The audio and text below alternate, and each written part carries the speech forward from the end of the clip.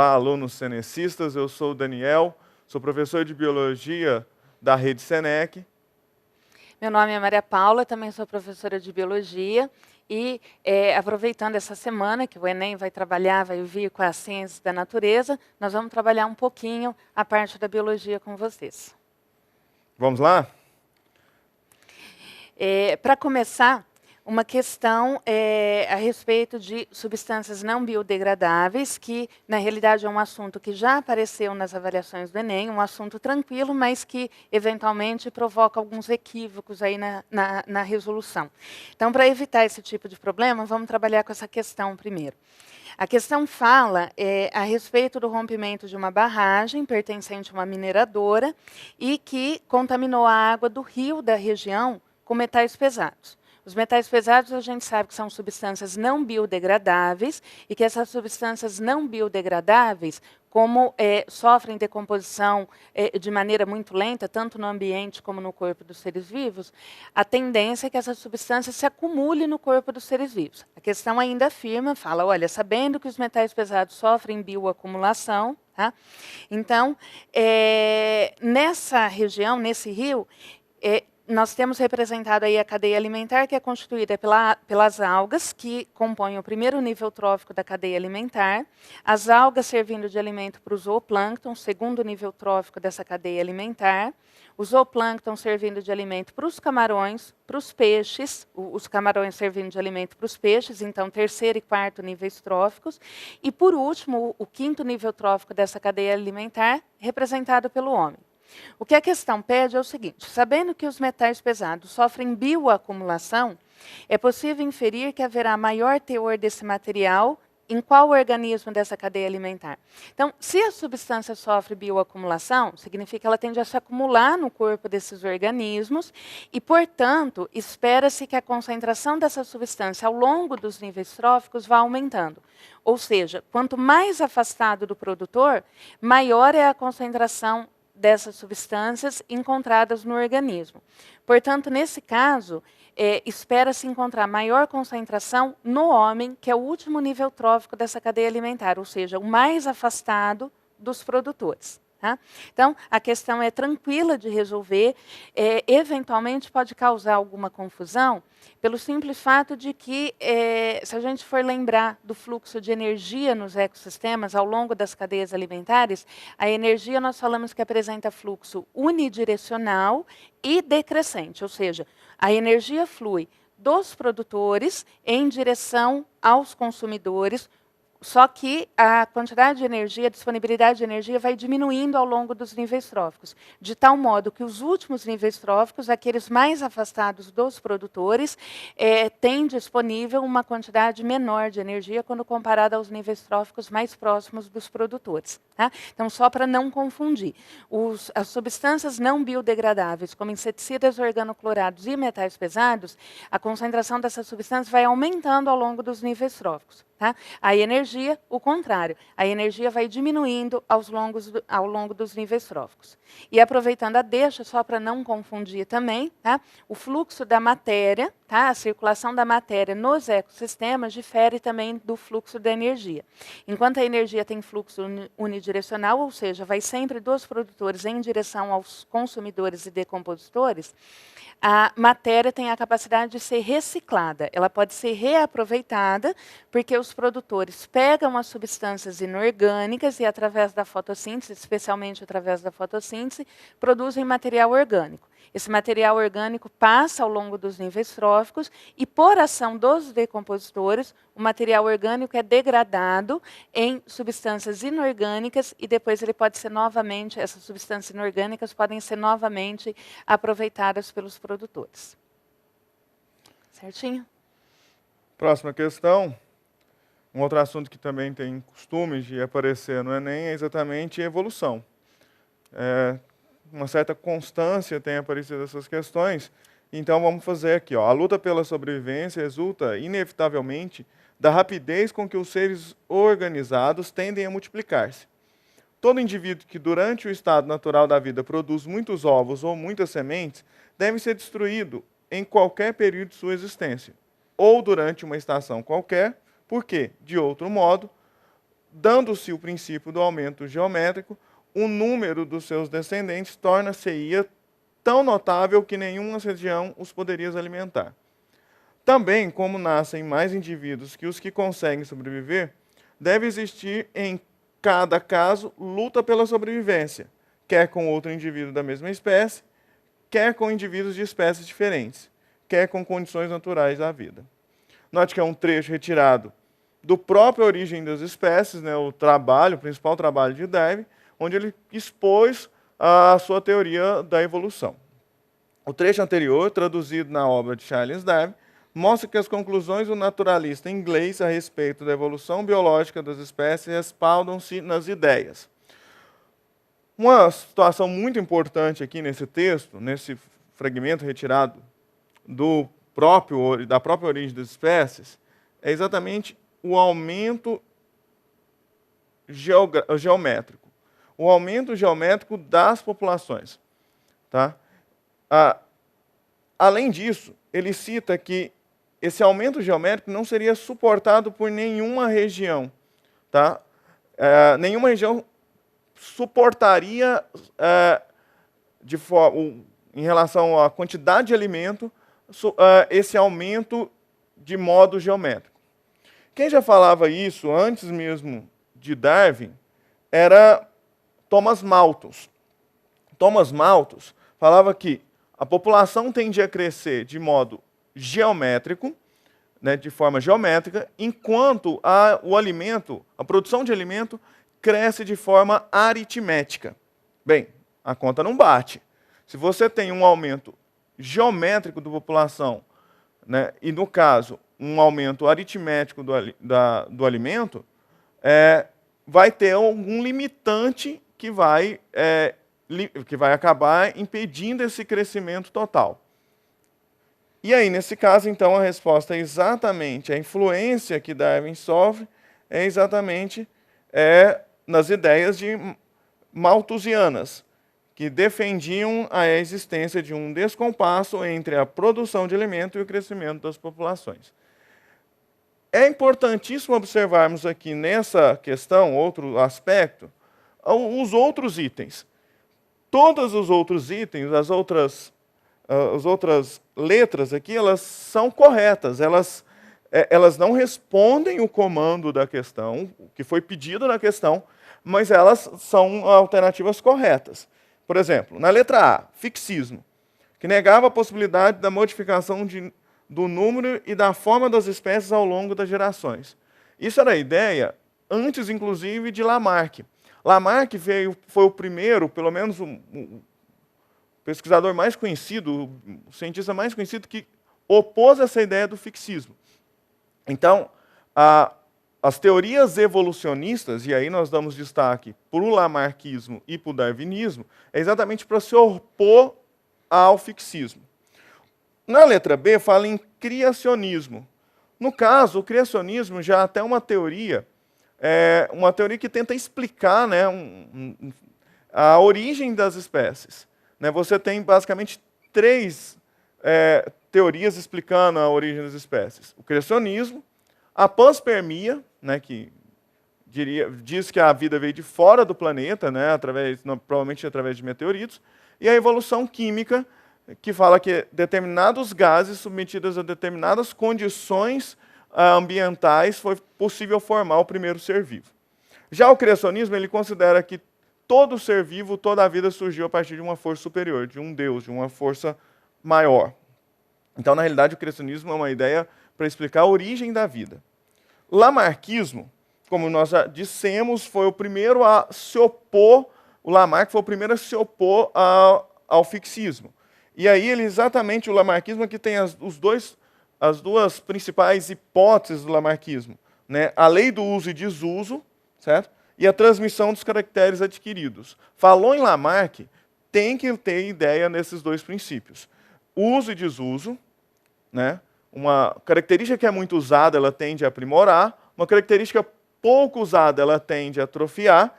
E também que essa característica que desenvolveu ou que atrofiou, ela tende a ser transmitida para a descendência. Então, Lamarck é muito importante, já teve questões do Enem exatamente perguntando a visão de Lamarck, deu uma determinada situação e cobra a visão de Lamarck. O neodarwinismo já é um complemento do darwinismo. Então, não tem nem como o Darwin se basear numa teoria que veio posterior à dele, que complementou a dele. E o importante lembrar sobre o neodarwinismo é exatamente que ele veio, juntamente com a genética, explicar as variabilidades individuais. Essas variabilidades individuais. Isso foi possível explicar através de mutações e também de recombinações gênicas. Tudo bem? Vamos para a próxima questão. A próxima questão é outro assunto também bastante comum, né? Faz parte da ecologia, que é uma das a parte da biologia que mais aparece nas provas do Enem, pelo menos até agora, sempre foi a ecologia que apareceu com maior frequência. E ela trata, dentro da ecologia, ela trata de um assunto que também é bastante comum nas avaliações do Enem, que são as relações ecológicas. Tá? Então, a questão fala assim: na luta pela sobrevivência, a busca por recursos alimentares específicos é um mecanismo aproveitado por algumas espécies. Certas espécies de drosófilas são subordinadas a determinadas espécies de cactáceas de forma quase absoluta. Então, cita uma primeira espécie de drosófila e uma primeira espécie de cactos. Depois cita uma segunda espécie de drosófila e fala que ela está associada a uma outra espécie de cactos. E uma terceira espécie de drosófila associada também a uma terceira espécie de cactos. Aí a questão completa, o trecho completa. As pesquisas realizadas mostraram que as diversas espécies de cactos contêm tanto substâncias necessárias ao desenvolvimento de certas espécies drosófilas, quanto substâncias repulsivas para outras. Ou seja, uma determinada espécie de cactos é capaz de produzir substância que seja capaz de atrair uma espécie de drosófila e repelir uma outra espécie de drosófila. Isso é importante porque faz com que aquele tipo de cacto, aquela espécie de cacto, seja procurada e seja utilizada, explorada por um único tipo de drosófila, por uma única espécie de drosófila. Depois disso, a questão, o comando da questão fala o seguinte: a estratégia ilustrada no trecho favorece a sobrevivência de uma espécie de drosófila por minimizar os efeitos da. Se o cactus produz substância que é capaz de atrair uma espécie de drosófila e repelir outra, é porque ele vai ser explorado só por uma espécie de drosófila. Isso acaba minimizando, tá? Diminuindo a chance de que uma outra drosófila ocupe também aquele espaço e se favoreça daqueles recursos. De tal modo que isso vai acabar diminuindo a competição entre drosófilas de espécies diferentes, ou seja, diminui a competição interespecífica. E aí, aproveitando a deixa dessa questão, tá? Eu queria chamar a atenção para duas coisas. A primeira, pelo fato de ser várias drosófilas, pelo fato da questão estar falando a respeito de várias drosófilas, é muito comum o aluno aí cometer o erro e marcar que esse tipo de estratégia está minimizando os efeitos da competição intraespecífica.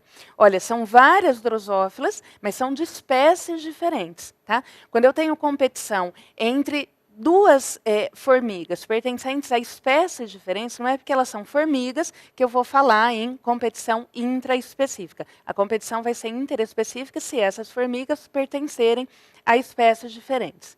E um outro aspecto que é importante a gente lembrar é o seguinte: quando nós falamos de espécies diferentes vivendo no mesmo ambiente, pode ser que elas tenham o mesmo nicho ecológico. Se por acaso elas apresentarem o mesmo nicho ecológico, exatamente o mesmo nicho ecológico, essa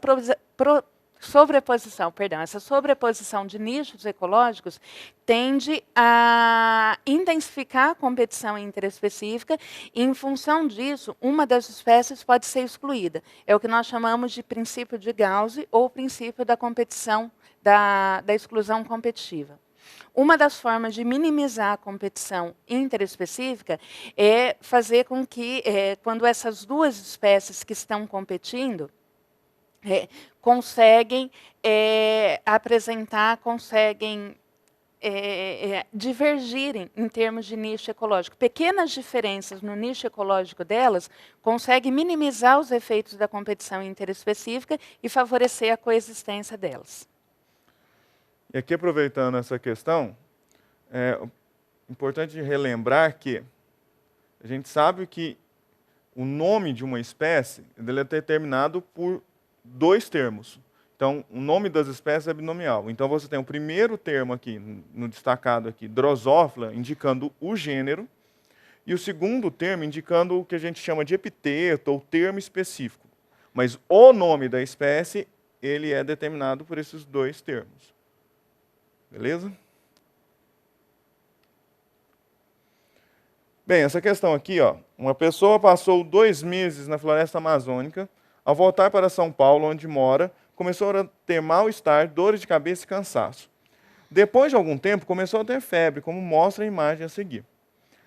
Bem, floresta amazônica, começou a ter febre, começa a olhar esse gráfico aqui de febre, ó, os picos bem regulares, praticamente 48 em 48 horas. Bem, floresta amazônica é uma região endêmica para a malária. Então, a junção de fatores aqui, visita a floresta amazônica, mais essa febre regular, me indica que eu estou falando de malária. Essa pessoa que foi para a Amazônia, ele contraiu malária. Bem, no caso da malária, a pergunta ela vai falar o seguinte: é possível concluir que a pessoa é acometida por uma parasitose causada? Ó, vamos tomar cuidado com essa palavra, porque é muito comum a gente confundir causada, quem que é o agente etiológico, o causador da doença, com o transmissor. Nesse caso, ele quer saber o protozoário responsável por causar a malária. Certo? O protozoário da malária, no Brasil nós temos 3 espécies, e as 3 espécies pertencem ao mesmo gênero, que é o gênero Plasmodium. Certo? Plasmodium vivax, Plasmodium malariae e Plasmodium falciparum. São as 3 espécies causadoras da malária no Brasil.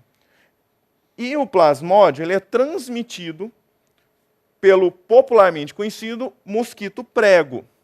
Tá? O mosquito prego, cientificamente, ele é chamado de anófilis, que, aliás, seria a situação da letra B. Ele começa, ó, uma parasitose causada pelo anófilis.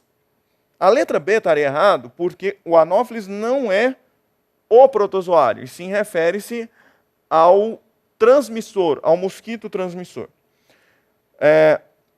Outra situação muito importante em malária é lembrar que o mosquito prego, o anófilis, ele é o hospedeiro definitivo da doença. E o homem é o hospedeiro intermediário.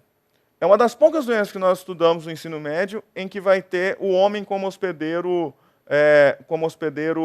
intermediário. Né? A toxoplasmose, né? Cisticercose, o homem comporta-se como hospedeiro intermediário, mas tomar muito cuidado com a malária nesse aspecto. A questão ainda fala de leishmania. Leishmania também é um gênero de protozoário, mas que nesse caso, como o próprio nome indica, ele causa a leishmaniose. Ele é o causador da leishmaniose e não da malária. E fala também, ó, mosquito prego. O mosquito prego é o transmissor da leishmaniose. Né? Lutzomia seria o gênero desse mosquito. Tá? Mais algum termo aqui? Não, todos eles... Lembrar que é a fêmea, né, Daniel? É bom lembrar, como a Paula comentou, é bom lembrar que a fêmea é que transmite. E aí, falando em fêmea, falando em mosquito, a gente não vai deixar de falar do Aedes. Né? A gente não vai deixar de falar do Aedes, que está aí transmitindo pelo menos 4 doenças importantes, né, Paula? Dengue, febre amarela, Zika e chikungunya. São as 4. Dessas 4, é bom lembrar que, comercialmente, nós já temos 2 vacinas. A febre amarela e a dengue. Não é distribuída ainda na rede pública, pelo menos dengue, não, né? Na dengue não é distribuída na rede pública, pelo menos não para o Brasil, não a nível nacional, mas você tem ela já para comercialização. Tá bom? Da Zika, não pode esquecer também a associação do Zika com o vírus Zika, né, com a microcefalia. Tudo bem? Acho que é isso. Outra questão tá? Que trata de um assunto também bastante comum, de biotecnologia, engenharia genética, enfim. Tá? Da genética é o assunto que mais comum, mais recorrente nas avaliações do Enem. Então, vamos lá. Ó. A indústria de cosméticos poderá, em pouco tempo, contar com uma nova fonte de matéria-prima. Uma empresa pretende criar perfumes a partir de organismos transgênicos. O esquema a seguir resume a ideia inicial. Então, está mostrando como que esses cosméticos serão produzidos a partir da tecnologia transgênica. A etapa 1 mostra que amostras de espécies de plantas, como orquídeas, por exemplo, da floresta amazônica, são selecionadas.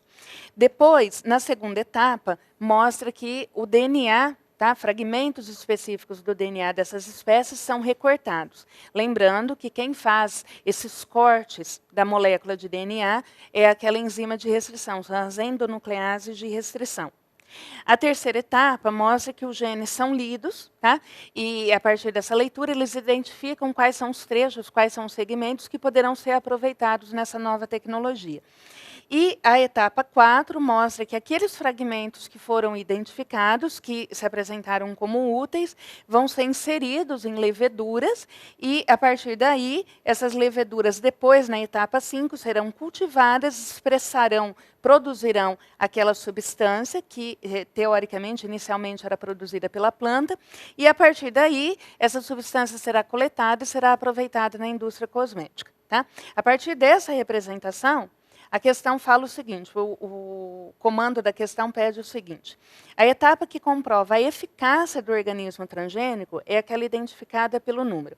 Olha, a tecnologia transgênica envolve tudo que foi representado aqui. Tá? A identificação de um gene de interesse, tá? O corte desse gene, a transferência desse gene para um outro organismo que vai ser considerado o organismo transgênico. Só que é importante também que esse organismo que recebeu o gene, ele tem que ter a capacidade de fazer a transcrição e a tradução desse gene, ou seja, ele tem que expressar esse gene. Para ele manifestar a característica nova, ele tem que expressar esse gene. Então, a etapa que indica que a técnica realmente é efetiva, tá? Embora todas sejam importantes na produção de um organismo transgênico, a etapa que realmente identifica que a tecnologia funcionou é a etapa número 5. Tá? Porque evidencia a capacidade de que uma célula consegue transcrever e traduzir o DNA exógeno, ou seja, aquele DNA que foi recebido de outra espécie. Tudo bem? Então, só para lembrar dos transgênicos aí. Tá? A próxima questão. Sem abelhas, tanto a renovação das matas e florestas como a produção mundial de frutas e grãos ficariam comprometidas. O equilíbrio dos ecossistemas e da biodiversidade sofreria um sério impacto, que afetaria diretamente o ser humano de diversas maneiras.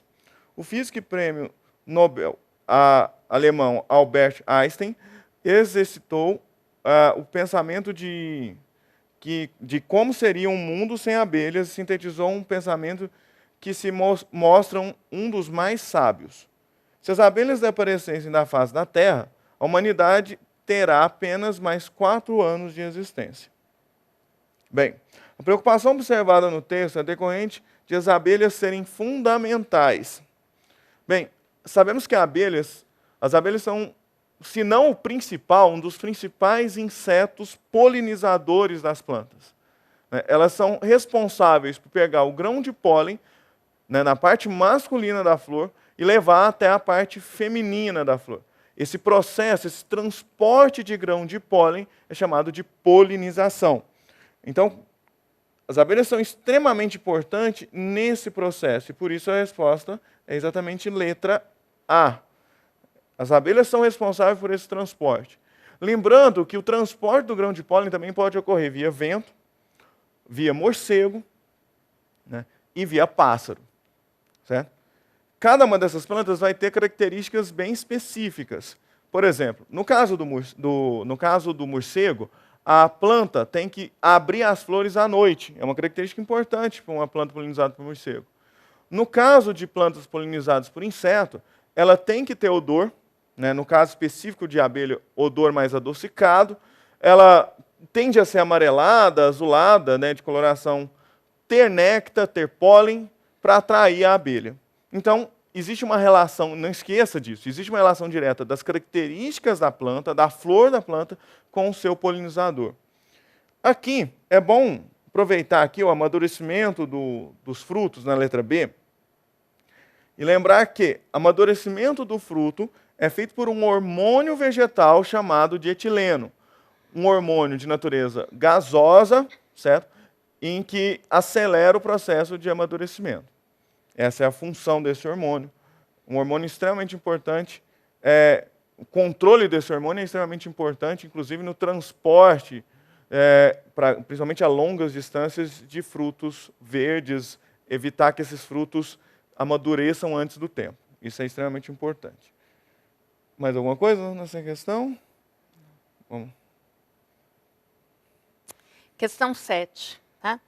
Questão 7 é uma questão que fala sobre transfusão sanguínea, tá? Envolvendo tanto o sistema BO como o sistema RH de determinação sanguínea.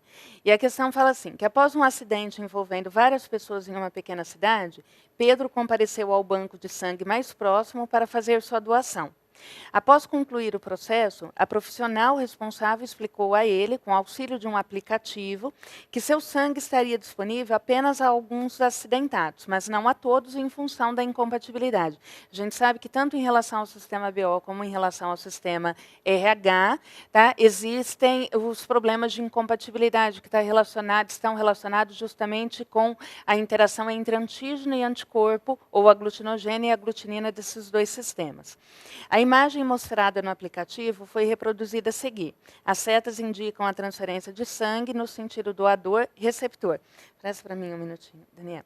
Então, aqui, tá, o esquema está mostrando que o sangue de Pedro, tá, pode ser aproveitado por indivíduos do grupo B, do grupo AB, do grupo B negativo, AB positivo e B positivo.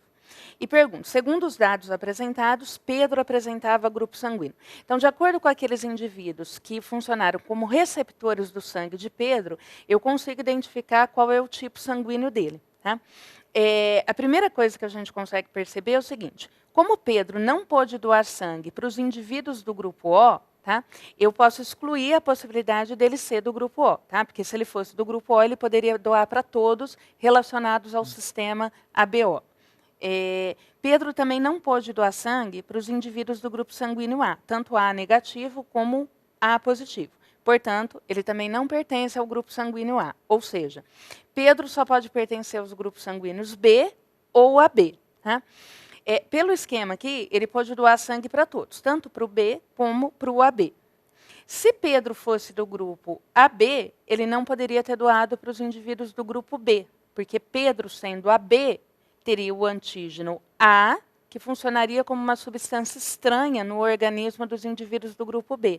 Então, Pedro não é AB. Pedro só pode ser do grupo B. Tá? Então, através dessa sequência aqui, desses indivíduos que receberam, eu consigo perceber que Pedro pertence ao grupo sanguíneo B. Com relação ao sistema RH, Pedro está doando sangue tanto para os indivíduos RH negativo, como para os indivíduos RH positivo. Tá? Para Pedro doar sangue para os indivíduos que são negativos e positivos, Pedro só pode pertencer ao grupo sanguíneo negativo. Em relação ao sistema RH, Pedro pertence ao grupo sanguíneo RH negativo. Portanto, o sangue dele é B negativo. Certinho? Aproveitando, é bom a gente até lembrar eritroblastose fetal, né? Pelo menos as condições para a eritroblastose fetal.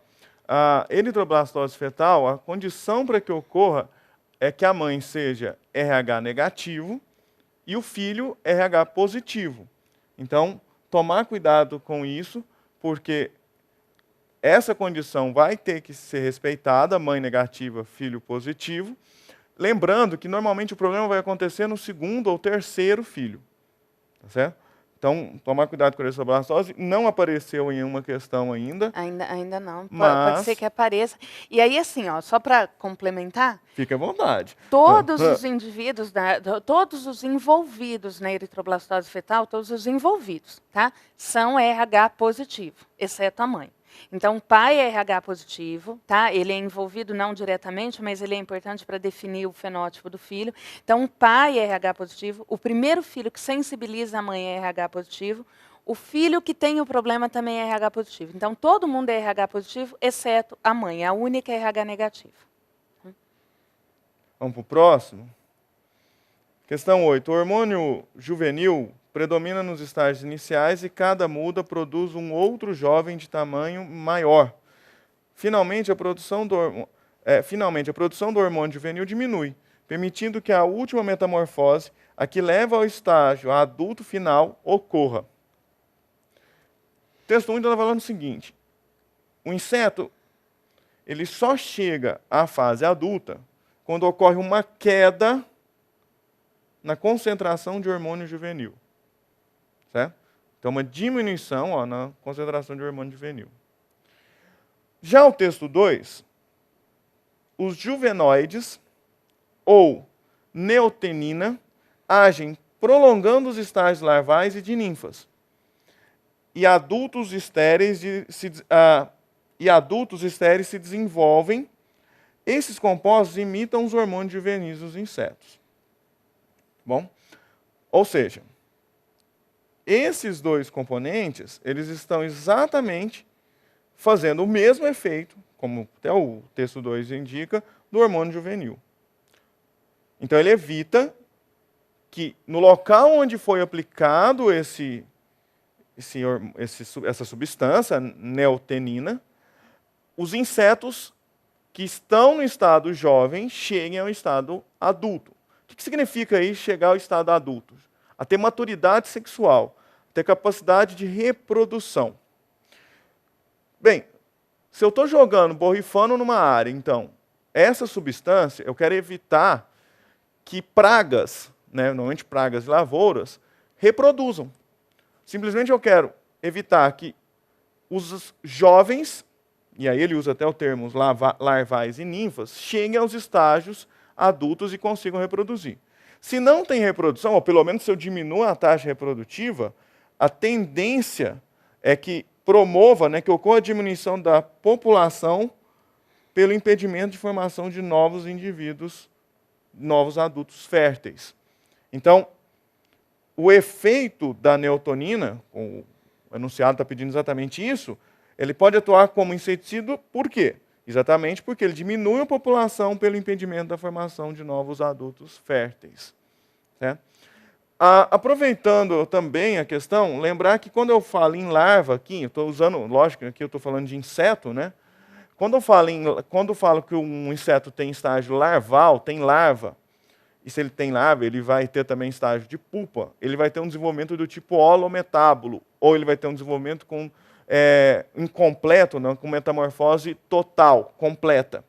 Já quando eu falo aqui que tem estágio de ninfa, eu estou me referindo ao inseto em que tem um desenvolvimento hemimetábulo, ou com desenvolvimento indireto com metamorfose parcial, incompleta. Tudo bem? Lembrando que os mosquitos, inclusive os causadores de doença, os transmissores de doença, melhor, os transmissores de doenças são todos holometábulos, apresentam metamorfose completa. Tudo bem? Questão 9. É uma questão que fala, está trabalhando um pouquinho de fisiologia, e fala que a imagem mostra um reflexo nervoso definido como uma reação motora produzida em resposta a um estímulo sensorial. Gente, atividade reflexa é basicamente isso, tá? É uma atividade motora, uma resposta motora relacionada a em resposta a um estímulo sensitivo, sensorial. Então, eu tenho aqui na representação 3 neurônios, o neurônio sensitivo, tá? Depois o interneurônio aqui, o neurônio de associação ou interneurônio aqui, e por último aqui o neurônio motor. Tá? A questão pergunta, esse tipo de ação tem como objetivo? Qual que é a importância da atividade reflexa? É importante lembrar que a atividade reflexa, ela envolve o sistema nervoso central, tá? Porque passa pela medula espinhal, e a medula espinhal faz parte do sistema nervoso central, só que ela não envolve as áreas de consciência do sistema nervoso central, que ficam localizadas em níveis superiores, ficam localizadas lá em nível de encéfalo. Tá? Então, é uma atividade que ocorre para promover no organismo uma resposta muito rápida, uma resposta a um estímulo lesivo para o organismo, então tem que ser uma resposta rápida do organismo justamente para diminuir a intensidade da lesão. Por isso que só envolve a medula espinhal. Ao mesmo tempo em que ela está ocorrendo, existem ramificações aqui, existem neurônios aqui que vão levar a informação até o sistema nervoso central e o indivíduo vai tomar consciência do que está acontecendo. Mas, de qualquer modo, antes dele tomar consciência do que está acontecendo, ele normalmente já retirou a mão do fogo, ele já retirou o pé de um prego, de qualquer estímulo doloroso ou estímulo lesivo para o organismo. Então, esse tipo de ação tem como objetivo promover a contração lenta e involuntária da musculatura lisa, não está relacionado com musculatura esquelética. Conservar energia corpórea para períodos de maior necessidade, não, tá? Aqui é uma resposta a um estímulo lesivo. Preparar o organismo para fuga ou defesa em situações de perigo, isso está relacionado com a ativação do sistema simpático. Aliás, o item anterior, conservar energia para períodos de maior necessidade, está relacionado com o parasimpático. Preparar o organismo para fuga ou defesa, sistema simpático. Elaborar uma resposta consciente e voluntária a um estímulo lesivo. Consciente não, tá? Nem voluntária. E evitar ou minimizar lesões em tecidos que recebem um estímulo doloroso. Então, a resposta correta ficaria a letra E. Tá? E, finalmente, em 1960, George Palade e colegas realizaram um experimento simples, mas que foi capaz de fornecer importantes informações a respeito do metabolismo celular. Os pesquisadores colocaram células pancreáticas responsáveis pela secreção de enzimas digestivas em contato com aminoácidos radioativos. E, a partir daí, a localização intracelular da radioatividade foi acompanhada por autorradiografia. Os resultados mostraram, inicialmente, a presença de radioatividade no retículo rugoso, posteriormente no complexo golgiense, e daí no interior de vesículas e, no fim, no exterior da célula, conforme mostra a sequência de imagens. Então, aqui, se a gente observar na imagem, aliás, tem essa imagem também no próximo slide, vou já passar para ficar mais fácil. Se observar no início, no 3 minutos de marcação, exatamente aqui no retículo endoplasmático rugoso ou granular é que a gente encontra a radioatividade. Depois de 7 minutos, a gente percebe essa atividade exatamente no complexo golgiense. E, finalmente, depois de 120 minutos, já consegue observar fora da célula e nas vesículas de secreção. Tudo bem? Bem, o comando da questão fala o seguinte: o experimento contribui com a compreensão do metabolismo celular por quem identificou participação dos ribossomos na síntese de proteínas celulares. É lógico que existe participação do ribossomo aqui. Uma das características mais importantes do retículo endoplasmático granular, ou rugoso, é exatamente a presença dos ribossomos presos na membrana. Aliás, é isso que diferencia ele do retículo endoplasmático agranular ou liso.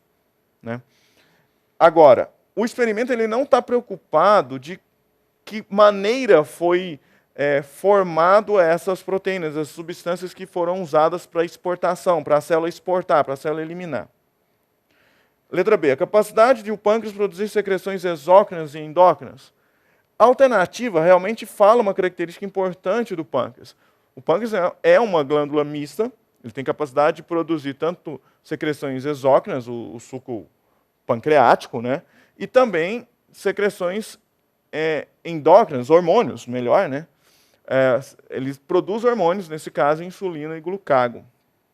Agora, o experimento ele não está preocupado em mostrar se essa secreção eliminada depois de 120 minutos, se ela vai ser jogada no sangue ou vai ser jogada no intestino. Então, ela não está preocupada com a função de glândula mista do pâncreas. O destino da secreção. Do intestino, isso. Letra C. Os aminoácidos com uma unidade estrutural que formam as proteínas. Também não é a preocupação do experimento, ele não está preocupado em saber qual a unidade básica das proteínas. Letra D. A existência de organelas celulares membranosas nas células eucariontes. É até bom a gente falar de célula eucarionte, é bom de fazer essa diferenciação, apesar de não ser a preocupação do experimento. O experimento não está preocupado em saber se uma determinada célula tem organelas membranosas ou não. Lembrando que as células eucariontes, elas têm organelas membranosas, apresentam envoltório nuclear, têm citoesqueleto. Isso são características de células eucariontes, de verdadeiro. Né? Já as células procariontes, elas não têm esses componentes, não têm citoesqueleto, não têm envoltório nuclear e também não têm as organelas membranosas.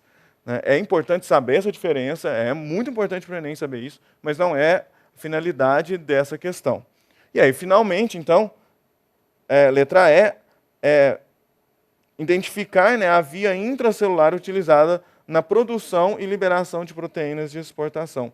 Foi exatamente isso que o experimento fez. Né, pegar as proteínas de exportação vão ser inicialmente produzidas no retículo endoplasmático granular, passar pelo complexo Golgi e, finalmente, ser eliminada pelas vesículas de secreção. Essa é a finalidade do experimento.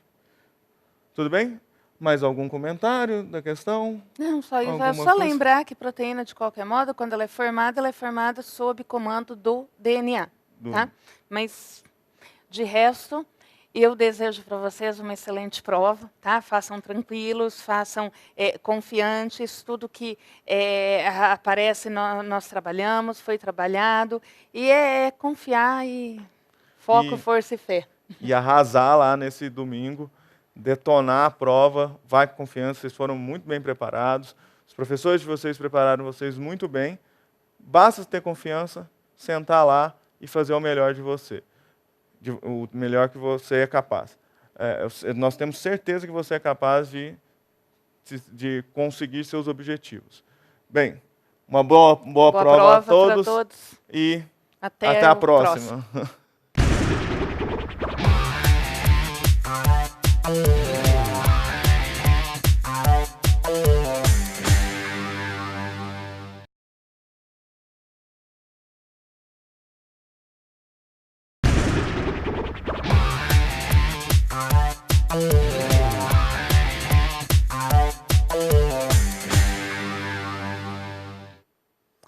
Bom dia, meu nome é professor Ricardo Hercos, sou professor de Física da Escola Cenecista e nós vamos resolver aqui algumas questões de Física para auxiliá-los na prova do Enem de domingo. Vamos lá. A primeira questão que nós escolhemos é uma questão que aborda o conceito de velocidade escalar média. 3 dos principais autódromos onde ocorre a Fórmula 1 são Indianápolis, Monza e Sakhir. A tabela a seguir mostra a distância de cada volta e o tempo da melhor volta realizada em cada um deles. Sendo V-Indy, V-Mon e V-Sac as velocidades médias dos carros de Fórmula 1 nos circuitos de Indianápolis, Monza e Sakhir, respectivamente, a relação entre essas velocidades médias é, veja bem, ele deu essa tabela onde tem a extensão em metros de cada autódromo e o tempo da melhor volta em minutos. Para você determinar a velocidade escalar média, você divide a distância de cada trecho pelo tempo de cada um. Muito cuidado ao fazer as contas, porque nesse tipo de teste, a conta era determinante. Se você errar na conta, você vai errar a proporção das velocidades. Então, nós fazemos as contas aqui e achamos a velocidade em Indianápolis, 3.818, a velocidade em Monza, 4.461, e a velocidade em Sakhir, 4.200. Portanto, nós temos a velocidade de Monza maior que de Sakhir, maior que de Indianápolis. Então, a resposta é a letra E. Na segunda questão, trata de um bloco de 2 quilos que é abandonado do topo de um plano inclinado, como na figura a seguir. Então, esse bloco está abandonado aqui, com velocidade inicial 0. Durante o seu movimento até a base do plano, o bloco perdeu 16 joules de sua energia mecânica, devido ao atrito. A velocidade em que ele chegou ao solo é igual a... Veja bem, a energia mecânica inicial é exatamente a energia potencial gravitacional, porque ele não tem velocidade.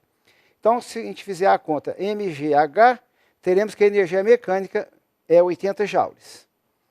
Ao longo do percurso de descida, foi perdido 16 joules de energia mecânica até a base. Então, a energia mecânica, você vai pegar o 80 joules, que era a energia inicial, e subtrair da energia perdida, vai dar 64 joules. Ao chegar na base, essa energia mecânica será totalmente convertida em cinética. Então, nós vamos aplicar a equação da energia cinética, mv2 por 2, substituindo os dados, vamos encontrar a velocidade igual a 8 metros por segundo. Portanto, a questão é o gabarito letra A. Vale ressaltar aqui, se não tivesse esse atrito, você poderia, seria uma conservação de energia total. A energia potencial gravitacional total em A ia se transformar na cinética integralmente na base. Nesse caso, a energia foi perdida. Vamos à questão número 3. Dois blocos, A e B, que possuem massas de 4 e 6 kg, respectivamente, estão se movimentando como mostrado na figura a seguir. Então, o A está para a direita, o B está para a esquerda, com velocidade de 1 metro por segundo e 2 metros por segundo, respectivamente. Desprezando-se as forças de atrito após o choque, eles passaram a se movimentar juntos com velocidade. Veja bem, quando há um choque e eles vão juntos, vamos supor que você não saiba se eles vão juntos para a esquerda ou para a direita. Você adota um sentido. E você pode adotar o sentido para a direita ou para a esquerda. Depois, nós adotaremos o eixo positivo das quantidades de movimento para a direita. E nesse exemplo aqui, fizemos a suposição que os dois blocos vão juntos para a direita. Se você encontrar essa velocidade positiva, é porque ele foi realmente para a direita. Se a velocidade encontrada for negativa, é porque ele está indo para a esquerda. Então, nós vamos fazer a conservação da quantidade de movimento resultante antes do choque e depois. Veja bem, antes, o bloco A está para a direita, tem uma quantidade de movimento positiva, e o bloco B para a esquerda negativa. Então, vai ficar quantidade antes igual a depois. MAVA menos MBVB. Os dois blocos juntos funcionam como sendo um corpo só. Então, MA mais MB vezes VAB, que é a velocidade conjunta deles. Então, nesse caso, nós teremos aqui, fazendo as contas, 4 vezes 1 menos 6 vezes 2, vai dar menos 8 igual a 10 VAB. Vemos que a velocidade VAB deu negativa. Então, o valor nunca erra. Esse sinal menos significa que o movimento, na realidade, é para a esquerda e não para a direita. Então, nós teremos aí o gabarito, a letra E, 0,8 metros por segundo para a esquerda. Vamos lá. Na questão 4, é uma questão de ondulatória. Essa questão diz o seguinte: uma onda eletromagnética se propaga passando por diversos meios. Se o seu comprimento de onda aumenta à medida que ela muda de meio, sua velocidade fica...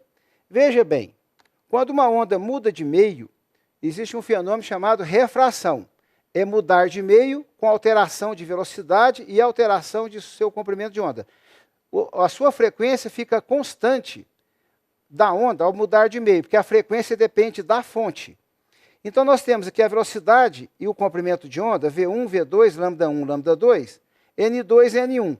A velocidade é diretamente proporcional ao lambda e inversamente proporcional ao índice de refração. Então, se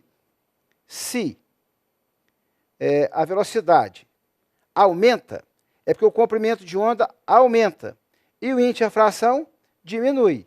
Então, o gabarito é a letra D, maior devido à diminuição da refringência do meio e à manutenção da frequência. Então, aí nós estamos recordando o conceito de refração.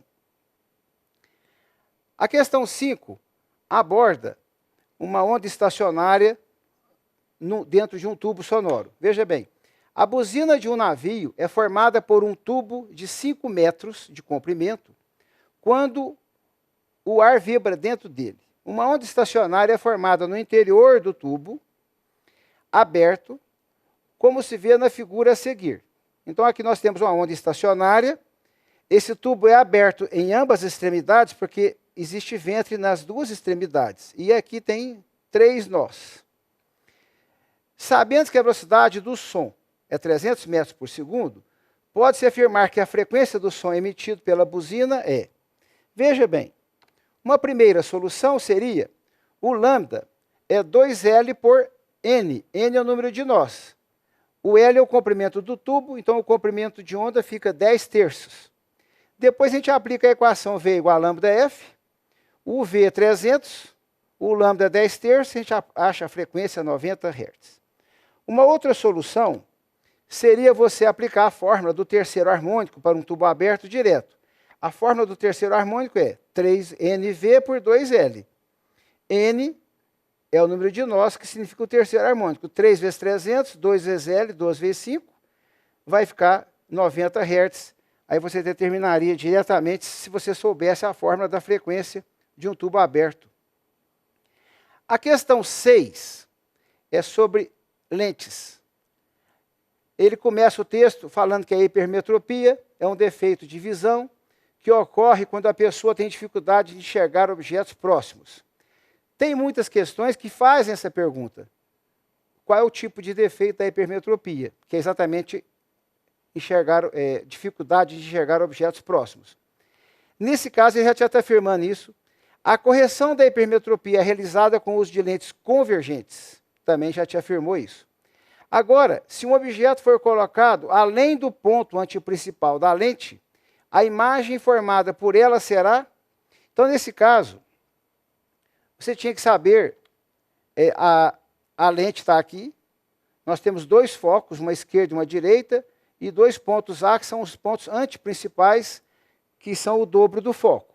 O objeto é colocado além do ponto A, que é além do ponto antiprincipal. Então, veja bem, para encontrar a imagem, nós necessitamos 2, ou no mínimo 2 raios de luz que chegam na lente, que são refratados. O encontro dos raios refratados ou dos seus prolongamentos vai se formar a imagem. Veja bem, um raio que nós colocamos aqui seria um raio paralelo ao eixo principal, atravessa a lente e passa pelo foco principal. O outro raio passa no centro óptico da lente e não sofre desvio. Esse ponto aqui é o ponto de encontro desses raios. Então, a imagem formada vai ser entre A e F. Como o encontro de raios ocorreu, essa imagem é real. O ponto de encontro se deu abaixo do eixo principal, então a imagem de cabeça para baixo ela é invertida. E o tamanho menor relativo ao objeto. A imagem real, invertida e menor que o objeto. Portanto, é a letra C no gabarito da questão número 6. Veja a questão número 7. A questão número 7 trata de uma conversão de temperaturas. Um alimento que é fabricado no Brasil e exportado para os Estados Unidos deve manter-se congelado a menos 10 graus Celsius ou mais frio. Sabendo que nos Estados Unidos utiliza-se a escala Fahrenheit, cujas temperaturas de fusão e de ebulição da água são 32 graus Fahrenheit e 212 graus Fahrenheit, respectivamente, na embalagem, o fabricante deverá substituir menos 10 graus Celsius por... Então, veja bem, essa é uma questão simplesmente de conversão. Você teria que, para converter, aplicar a seguinte regra. Temperatura em Celsius sobre 5, Fahrenheit menos 32 sobre 9.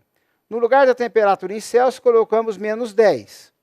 Esse menos 10 por 5, menos 2 vezes 9, fica menos 18.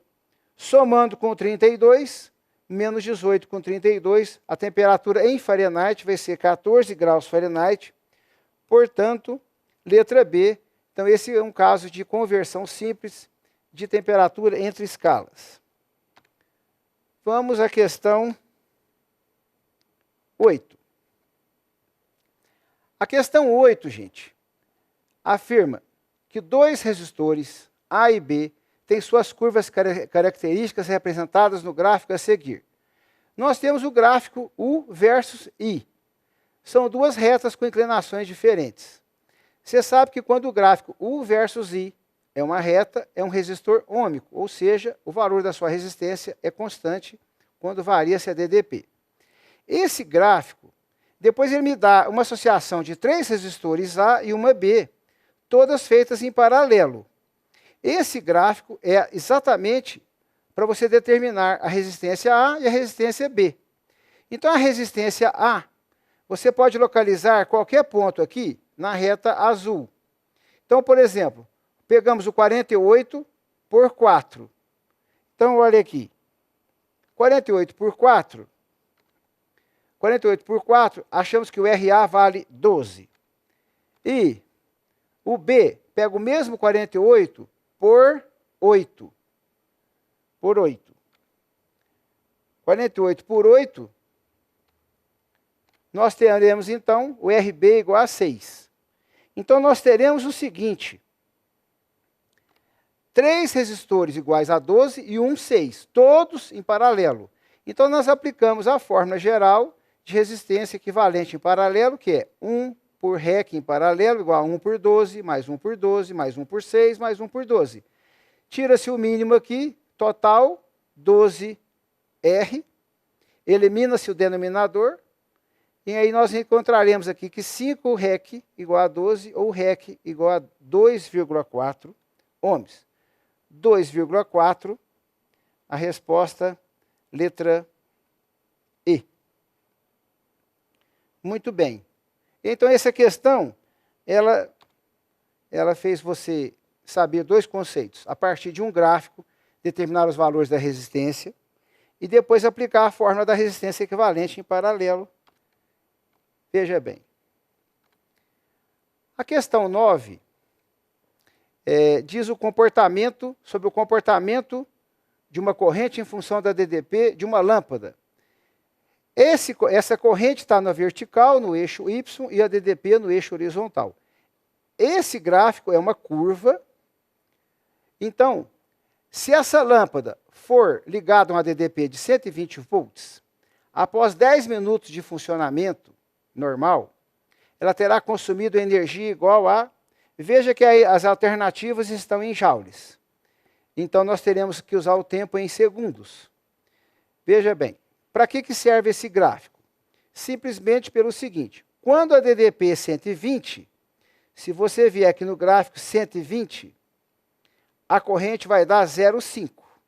Então, o gráfico nos dá o I e o valor de U. E o tempo, que é 10 minutos, veja bem, o gráfico aqui, ó, na DDP de 20, a corrente é meio ampere. Logo, a lâmpada tem potência de I vezes U, 120 vezes meio, 60 watts. A energia consumida em 10 minutos você multiplica por 60, dá 600 segundos. Então, a energia é a potência vezes o tempo. A potência é 60 vezes 600, então vai dar 3,6 vezes 10 à quarta joules, que dá a alternativa C. Se a energia ele quisesse em watt-hora ou quilowatt-hora, você transformaria o tempo de minutos para horas e não para segundos. Muito bem. Essa última questão que nós escolhemos, a questão 10, diz o seguinte: utilizando uma lâmpada e 2 pilhas ideais e idênticas, montaram-se os circuitos 1 e 2 apresentados a seguir. Lâmpada idêntica tem a mesma voltagem, e ideal é porque elas não têm resistências internas. Muito bem. No circuito 1, temos 2 lâmpadas em paralelo, aliás, 2 pilhas em paralelo e uma lâmpada. No circuito 2, as pilhas estão em série. Qual a diferença do circuito 1 para o 2? O valor da resistência da lâmpada é a mesma lâmpada. Só que a DDP do circuito 1, 2 lâmpadas, 2 pilhas em paralelo, iguais, a DDP equivalente ao valor delas mesmo. E em série é a soma. Então, veja bem, no circuito 1, a DDP total é U. No circuito 2, qual é a DDP total? 2U, porque ela vai somar as DDPs. Então, veja bem, vamos ver o que acontece com a potência.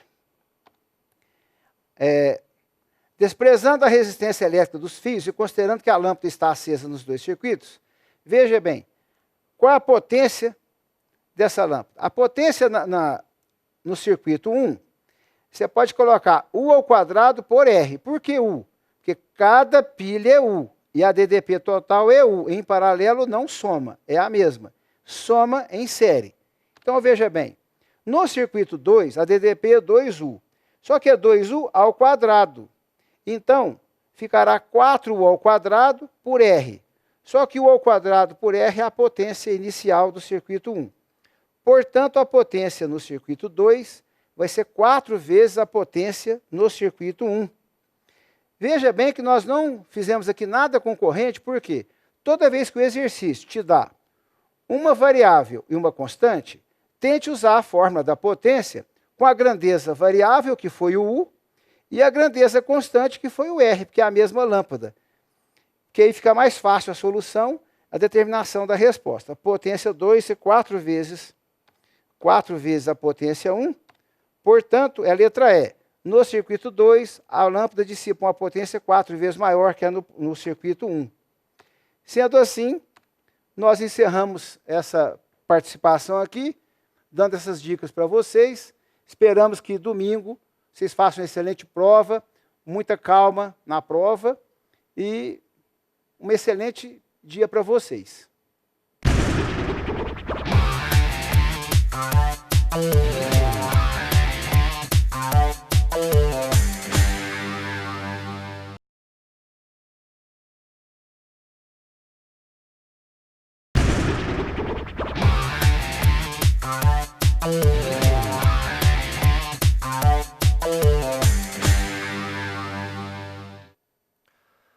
Fala aí, pessoal. Tudo bem com vocês?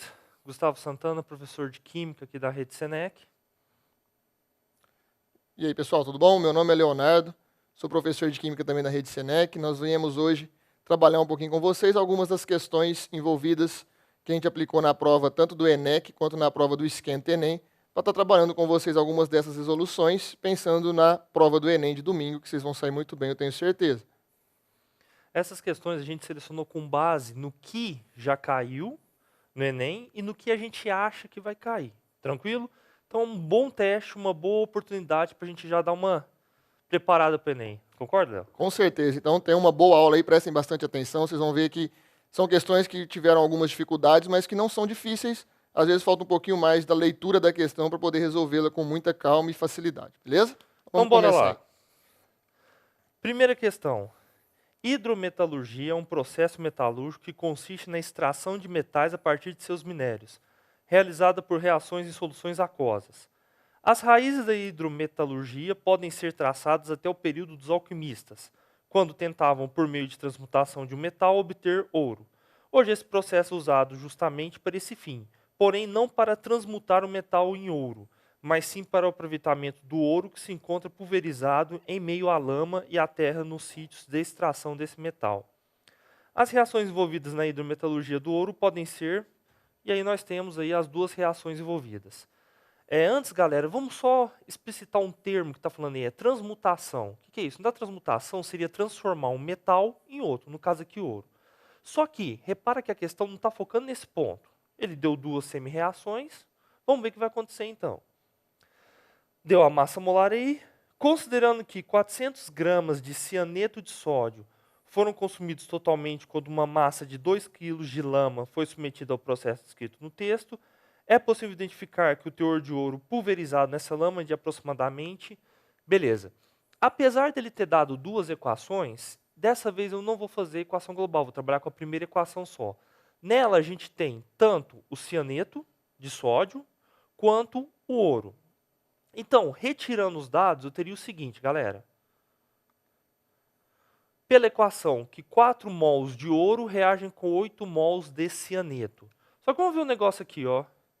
Ele deu massa, não foi mol. Então a gente precisa fazer alguma transformação.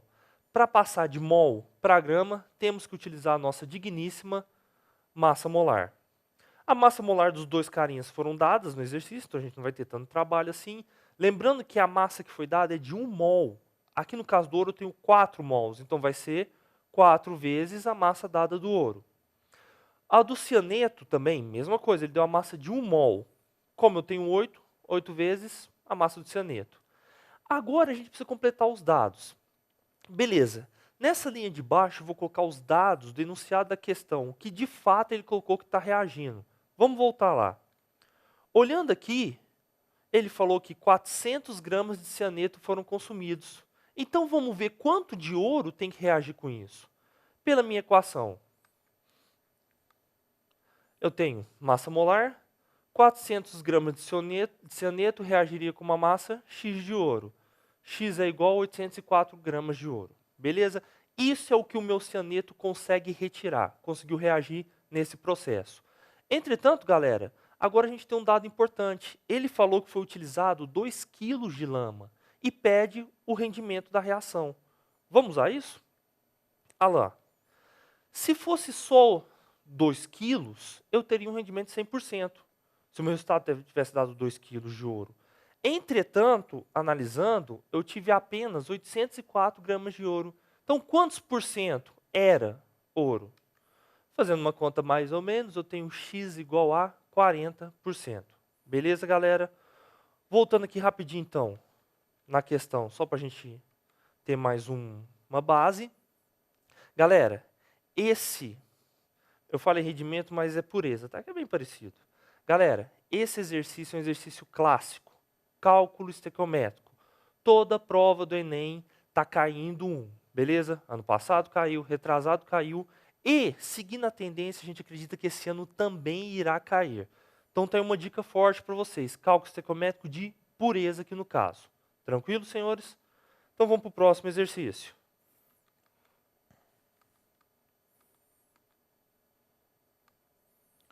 Próximo exercício, pessoal, ele vai trazer também um pouquinho sobre cálculo estequiométrico, falando um pouquinho sobre moléculas, saindo um pouquinho somente da massa, certo? Então vamos ver o que diz essa segunda questão aí. Se o seu veículo a diesel foi fabricado a partir de 2012, provavelmente conta com a tecnologia SCR, redutor catalítico seletivo, e deve obrigatoriamente usar produtos que ajudem a reduzir a emissão de materiais particulados, atendendo ao Programa de Controle da Poluição do Ar por Veículos Automotores. Shell Evolux Arla 32 reduzem até 80% a emissão desses materiais e até 60% os níveis de NOx, óxidos de nitrogênio, garantindo que seu veículo atingirá os níveis de emissões exigidos por lei. Sabendo que um veículo movido a diesel fabricado antes de 2012 emite uma quantidade de óxido de nitrogênio de 1,54 gramas por quilômetro, a quantidade dessas moléculas por quilômetro que esse veículo deixaria de emitir se fosse equipado com a tecnologia SCR usando o Arla 32 mencionado no texto, seria D. Então ele me deu aí, ó, que eu primeiro vamos ler esse comando de novo para a gente entender. Ele quer saber o quê? Quanto de molécula desse NOx aí eu vou deixar de emitir se eu usar essa tecnologia SCR. Lembrando que eu vou ter que tomar cuidado lá no texto que fala o seguinte, eu estou falando aí, ó, da tecnologia, ele tem a diminuição de 80% e de 60%. É diferente o que eu quero. Eu quero os níveis do quê? De óxidos de nitrogênio. Esses óxidos de nitrogênio eu estou encontrando onde? Ó, quanto que ele vai diminuir? Ele vai diminuir em 60%. Então eu vou começar fazendo o cálculo a partir do quê? Ele já me falou quanto que eu vou ter de emissão desses óxidos de nitrogênio. Eu tenho uma emissão de quê? De 1,54 gramas, que vai corresponder ao 100%.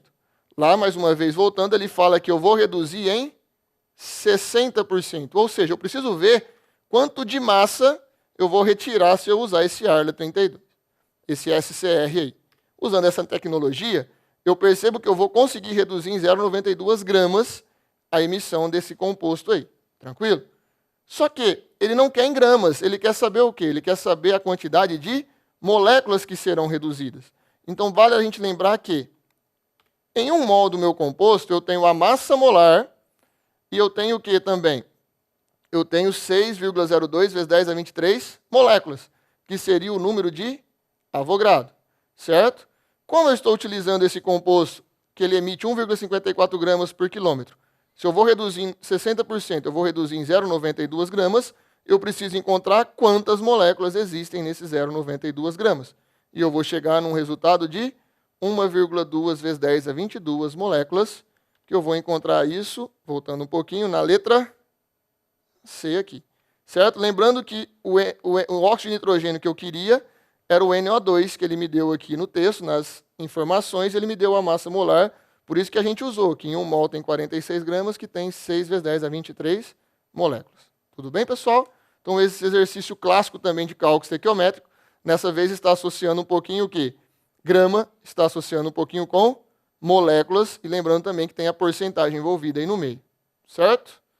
Léo, o exercício também é importante a gente ver que ele mostra, mais uma vez, que Enem é leitura. Com certeza, a leitura é importantíssima, porque senão eu poderia ter a dúvida, eu vou usar 80% ou 60%, né? Porque tem uma diferença. O 80% era para alguns materiais, mas para os óxidos de nitrogênio, que é o que ele quer no exercício, a redução é somente de 60%. Então, cuidado para não confundir e não usar o 80%, que isso seria um erro que com certeza teria resposta se você utilizasse o 80% ali. Certo? Mais uma vez, mostra que cálculo estequiométrico é um exercício que é muito cobrado no Enem. Beleza, pessoal? Nós vamos seguir agora para um outro exercício um pouquinho diferente. Vamos fugir um pouquinho desse cálculo estequiométrico. E nós vamos agora para um exercício de identificação de função orgânica. Eu vou ler o exercício rapidamente e vou mostrar depois uma dica, vou dar uma dica para vocês na questão da prova do Enem. O exercício diz o seguinte: uma série apresentada no programa fantástico chamada de Fórmula do Sabor retrata o casamento que existe entre a química e a biologia em todas as sensações e sabores que desfrutamos em uma alimentação. Observando isso em nível molecular, ao cozinharmos um alimento, as proteínas e os açúcares reagem entre si em um processo complexo, dando origem a novos compostos químicos que alteram a cor e o sabor dos alimentos. Esse processo é conhecido como reação de Maillard. Uma das etapas que ocorrem nessa reação está descrita a seguir, levando à formação da melanoidina, que dará origem a um pigmento escurecido dos alimentos. Na fórmula estrutural da melanoidina, identificamos as funções orgânicas. Galera, uma dica rapidamente aí, ó. O Enem é uma prova extensa, cansativa, né? Esse ano teremos aí 45 questões de ciência da natureza, 45 questões de matemática. Então, uma grande dica que eu tenho para vocês é o seguinte: principalmente exercício de identificar a função orgânica. Você encontrou lá nas alternativas que é identificar a função? O texto base, ele não serve para muita coisa. Ele serve mais para fazer o quê?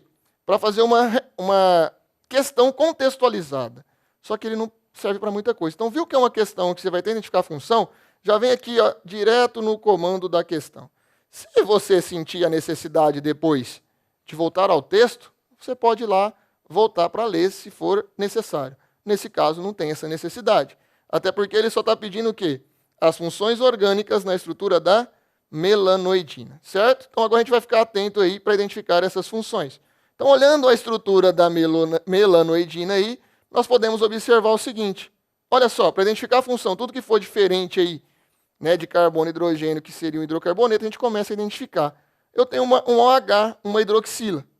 Eu vou ter o que aqui? Função álcool. Cuidado com a diferença. Quando eu tenho hidroxila ligada a um carbono saturado, que é esse caso aqui, o que é um carbono saturado? Que só tem ligações simples, eu tenho álcool. Se eu tivesse um carbono insaturado com ligação dupla, eu teria um enol. E se fosse um composto aromático, eu teria um fenol. Então toma cuidado com isso daí. Eu tenho lá no meio, ó, um oxigênio entre dois carbonos. Olha lá, eu tenho o carbono dos dois lados do oxigênio. Que função que eu tenho aqui? Função éter.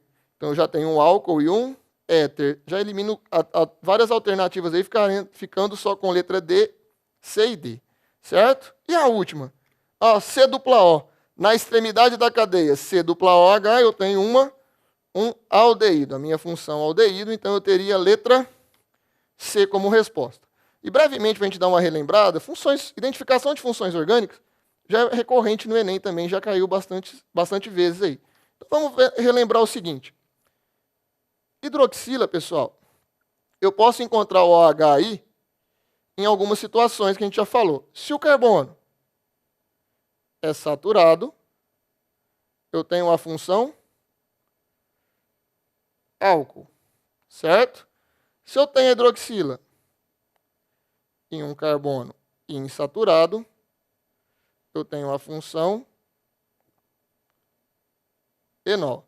Se eu tenho uma hidroxila ligado diretamente a um composto aromático, eu já tenho um fenol, certo? Então, cuidado para não confundir essas. E outro ponto importante que eu quero atentar para vocês. Cuidado com isso daqui, ó. Ah, encontrei um C dupla O. Cetona? Cuidado. Por quê? Ah, está entre dois carbonos.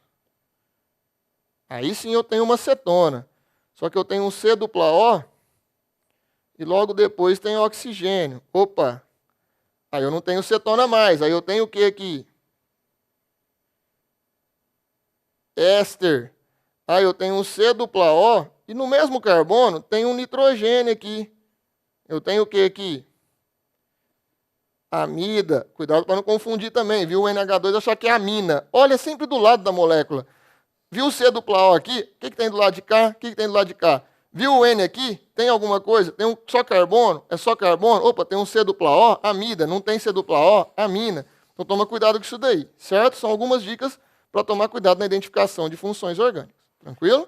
E, Léo, a função enol também, lembrando que ela é aquela função que no plural, ela denota animação, né? Tipo, vocês vão fazer boa prova, é nóis. Entendeu, Pedrinho?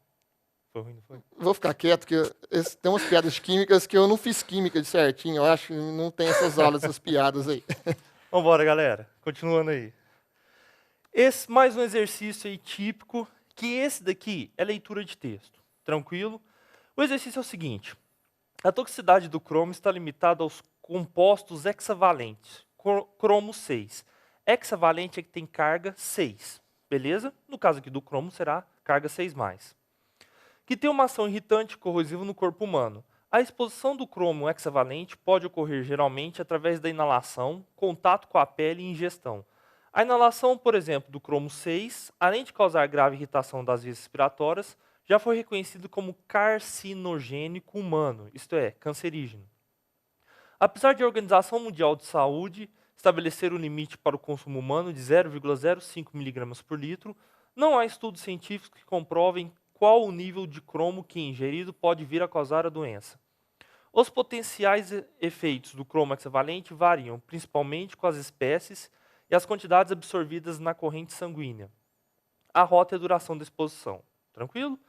Um acidente ocorreu em uma estação de tratamento de resíduos, deixando escapar para o meio ambiente algumas substâncias que, ao serem inaladas, provocaram grave irritação das vias respiratórias, além de terem sido reconhecidas como carcinogênicas. Após a análise, pode afirmar que possivelmente essa substância era. Galera, cálculo de NOx simples. Como que eu sei isso? Aí a gente vai ter que voltar no texto. Olhando o texto, ele fala nessa parte aqui. Além de causar graves irritações das vias respiratórias, que é o que ele disse aqui no comando da questão. Beleza, se causa graves irritações, quem causa isso? Compostos hexavalentes do cromo. Então, se ele quer uma coisa que causa grave irritação, eu tenho que procurar, nas alternativas, algo que tenha o cromo 6, que é o que o texto está dizendo. Então, simples cálculo de NOx. Vamos calcular o NOx de todos os elementos do cromo, todas as substâncias que se encontram aí. No primeiro caso, eu tenho um cromo sozinho. Lembrando, substância simples, o NOx dele é 0. Já não é o que eu quero. Beleza? Na letra B, eu vou ter o cloreto de cromo. Aqui você fala, meu Deus, mas halogênio, que é o cloro, não tem NOx fixo, o cromo também não. Tem halogênio, quando esse for o último elemento da fórmula, ou como a gente fala, à direita, o NOx dele vai ser igual a -1. Então, o cloro ali vai apresentar NOx -1. Como eu tenho 3 átomos de cloro, -3 vai ser a carga total do cloro. Dessa forma, então, se o cloro é -3, o cromo só pode ser +3. Como eu tenho um átomo de cromo só, +3, fechou o meu item, não é o que eu quero. Vamos de novo. Aqui eu tenho óxido de cromo 6. Lembrando, oxigênio em óxidos tende a ter carga -2, exceto quando ele estiver na forma de peróxido, mais comum água oxigenada, que aqui o NOx dele é -1. Beleza? Como ele não é o caso, então ele vai ter NOx -2. -2, como eu tenho 3 oxigênios, -6. Se o oxigênio é menos 6, o cromo tem que ser mais 6. Aí você fala, ah, cheguei na resposta. Só que toma cuidado, eu tenho 2 átomos de cromo. Eu quero saber o NOx de um átomo só, do cromo. Então o cromo vai ter NOx mais 3, que não é o que eu quero. Continuando, aqui eu tenho sulfato de cromo que... Agora eu lembrei do negócio, o nome desse carinha não é óxido de cromo 6, é óxido de cromo 3, tá? Só recapitulando aqui rapidinho. Sulfato de cromo. Analisando aqui, eu posso analisar de 2 formas. A primeira delas é você lembrar que o sulfato, por vir do ácido sulfúrico, ele todo tem carga menos 2. Dessa forma, o cromo teria carga mais 2. Beleza? Essa é a primeira forma. A outra era você decorar que no sulfato, o enxofre tem NOx mais 6. Qual que eu recomendo? O ácido sulfúrico, que é o H2SO4, é um ácido que a gente já costuma lembrar dele, porque ele cai muito em processos, é um ácido forte, tem muita aplicação. Então, você lembrando o ácido sulfúrico, fica fácil. Ele libera 2H+, e o sulfato aqui de cima. Sendo então o sulfato 2-, o cromo aqui só pode ser 2+, não é o que eu quero o cromo 6. E continuando aqui, eu tenho dicromato de potássio. Analisando aqui, não é peróxido, então o oxigênio é menos 2. Menos 2, como eu tenho 7, carga total, menos 14. O potássio, por estar na família 1, também tem NOx fixo. O NOx dele vai ser mais 1. 2 potássios, total de carga, mais 2. Então eu tenho 14 cargas negativas e 2 positivas. Para igualar, o cromo só pode ter carga 12+. Ah, mas aí está muito distante. Realmente, só que isso é para 2 átomos de cromo. Beleza? Se 2 tem carga 12, 1 vai ter carga 6, que vai ser então a minha resposta. O dicromato de potássio. Tranquilo, senhores?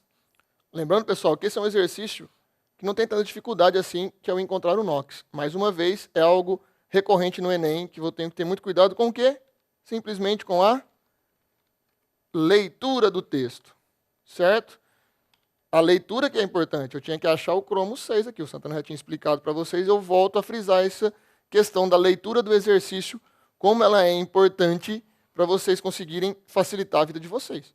O exercício não tem tanta dificuldade assim. Achar NOx é algo considerado até fácil. A maior dificuldade estava no quê? Entender a questão. Saber o que ela estava pedindo de verdade, ok?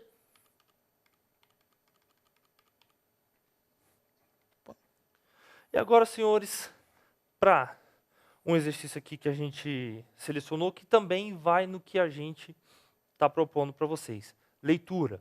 Vamos ler o texto, galera. Esse exercício, essa questão é um pouco mais puxada, mas com muita calma ela vai sair. Ela fala o seguinte, senhores. A acidez normal que existe na água da chuva tem relação principalmente com o gás dióxido de carbono, o qual é proveniente da própria respiração dos seres vivos, bem como da queima de matéria orgânica. Então isso daí já faz a gente crer que qualquer chuva vai ter um pH levemente ácido. Tranquilo? Porém, com o aumento de gases como óxido de enxofre, óxido de nitrogênio contidos na atmosfera, devido à queima de combustíveis minerais da liberação de elementos tóxicos no ar, produzem maiores níveis de acidez nas chuvas. No entanto, há diversos outros componentes em estado gasoso ou partículas existentes na atmosfera que podem reagir com hidrogênio contido na molécula de água, formando ácidos que contribuem para a acidez da chuva. Então aqui já dá para ver um negócio. Só para analisando essa questão, a gente já pode até prever o que ela vai pedir. É alguma coisa que vai formar ácido. Então já vamos focando na nossa observação. O conceito de chuva ácida refere-se aos tipos de acidez presentes na atmosfera, os quais podem ser úmidos ou secos. Quando ocorrem de forma úmida, eles se precipitam em forma de chuva ou formam nevoeiros de neve. Quando ocorrem em forma seca, referem-se a partículas sólidas ou mesmo gases. Textinho, tranquilo, então vamos que vamos comando a questão. Uma cidade histórica está sofrendo bastante devido aos efeitos da chuva ácida, que está correndo as estátuas de mármore, carbonato de cálcio, degradando o patrimônio histórico do local. Um químico foi contratado para analisar as estátuas e identificar qual poluente tinha sido responsável por tal degradação. Como era bem difícil determinar o poluente de origem, o químico resolveu analisar os resquícios deixados pela degradação da estátua. Então, aí a gente já pode deduzir que teve uma reação do carbonato da estátua com alguma coisa, que pelo texto a gente já vai deduzir que é um composto ácido, certo? E o que isso vai formar? No restante da questão ele conta para a gente. Vamos lá. Após a análise, conseguiu identificar a presença, dentre outras substâncias, do sulfato de cálcio, tendo em mente o óxido que, em contato com a água, deu origem ao ácido que correu às estátuas de mármore, é o. Galera, uma coisa também bacana da gente falar, frisar de novo, você fazer uma prova com calma, mas Santana, eu sei, eu estou nervoso, tem muita coisa para fazer, eu sei. Tenta manter a calma, relaxa, lê a prova com tranquilidade, porque, por exemplo, nessa questão, você lendo com calma, você já mandaria embora duas alternativas. Como? Olha o comando dela. Ele quer o óxido. O que é óxido? Vamos lembrar, segunda definição, óxidos são compostos binários. Binários é que tem dois elementos, nos quais o oxigênio é o elemento mais eletronegativo. Tranquilo? Composto binário que tem oxigênio. Nisso daí, galera, a letra A, a gente já esquece, porque ela não é um óxido. Nem oxigênio ela tem. Se ela não é óxido, o que ela é? O que ela é, Leonardo? Opa, o nome está falando ácido aqui, acho que é isso mesmo, né? Não tem problema não, então não tem erro. Isso daí está tranquilo. Que Fácil de ácido. eliminar tranquilamente, né? Já vai de boa. Então agora a gente tem mais 4 itens para a gente analisar. Beleza? Aí você teria que... Uma forma assim da gente já poder excluir mais uma é o seguinte. Os óxidos, eles têm caráteres ácido, que é o nosso caso aqui, básico e neutro. Beleza? Óxido ácido é aquele que geralmente é formado por ametais ou metais de inox elevado. Óxido básico é formado por metais de baixo inox. Óxido neutro são 3 só que a gente precisa lembrar, que é o monóxido de carbono, também conhecido como CO, certo? O monóxido de nitrogênio, tem esse negócio alternativo Já aqui. pode excluir então, Já pode não vai excluir. reagir. Ah, tá, beleza. Neutro quer dizer que não reage com ninguém, não é isso? Reage. Bom, beleza, tranquilo, Reagir vamos tirar até- fora. Até que Tem reage. dificuldade, né? Mas ele Não vai reagir. originar um ácido com água de jeito nenhum. Então, tá fora. Esse carinha não reage nem com ácido, nem com base, nem com água. Então ele já foi. E o N2O, que é o último óxido neutro. Isso é um 2? Só pra... É um 2 para ficar bonitinho. Não, ó, que não, gracinha. beleza, só me entender, porque às vezes tem dificuldade. Entender. Ah, beleza. Minha Obrigado. letra assim é tão boa, rapaz. Não, deu pra dar uma... Melhorou. Então, senhores, tá aí as opções. São neutros, então a gente já exclui ele. Agora vamos montar a reação. Para a gente saber qual que é a nossa resposta, o exercício fala que, vamos lá, eu tinha estátua de carbonato que reagiu com alguma coisa. Eu não sei o que é. Não tenho a menor ideia. Então deixei esse espaço vazio, beleza? Formando então sulfato de cálcio, que é um dos produtos. Mas peraí, o cálcio que está aqui no produto veio da estátua. Então, o sulfato deve ter vindo daquele cidadão que eu ignorei. E ele então vai ser a resposta, pois esse carinha que eu ignorei é o que reagiu com a estátua, que corroeu ela. O sulfato, se o cálcio tem carga 2+, Ó, aprendeu, velho. ficou bom, Que rapaz, tá isso, vendo? hein? Treinamento. Aprende rápido. O sulfato vai ter carga 2-. Igual eu coloquei aqui para vocês. Beleza? O sulfato, ao comando, tendo em mente o óxido que em contato com a água deu origem ao ácido. Então o sulfato veio do ácido que reagiu com a estátua. Beleza? O sulfato tem carga 2-. Para isso daqui se tornar um ácido, está faltando aquilo que define todo o ácido. Segundo Arrhenius, ácido é toda e qualquer substância que a água sofre ionização, liberando como único cátion o íon H+. Então, eu preciso colocar H+, para isso aqui virar um ácido. Quantos? Simples. Se o H+ tem uma carga positiva que eu tenho 2, eu vou colocar 2H+. Já descobri o ácido que deu origem, que é o ácido sulfúrico. Aí, você pensaria, agora já sei minha resposta, mas ele não quer o ácido, ele quer o óxido. Galera, lembrando, o ácido sulfúrico é um ácido formado por Ametal. Eu falei para vocês, óxidos ácidos são formados por ametais. Mas como que eles formam metais? Simples. Eu pego um óxido ácido, reajo com água, que aí vai formar o ácido correspondente. Então, o ácido é formado com óxido ácido mais água. Se eu tenho um ácido, é só eu retirar a água dele, que eu entro no óxido que deu origem. Então, eu vou fazer aqui uma subtração algébrica mesmo.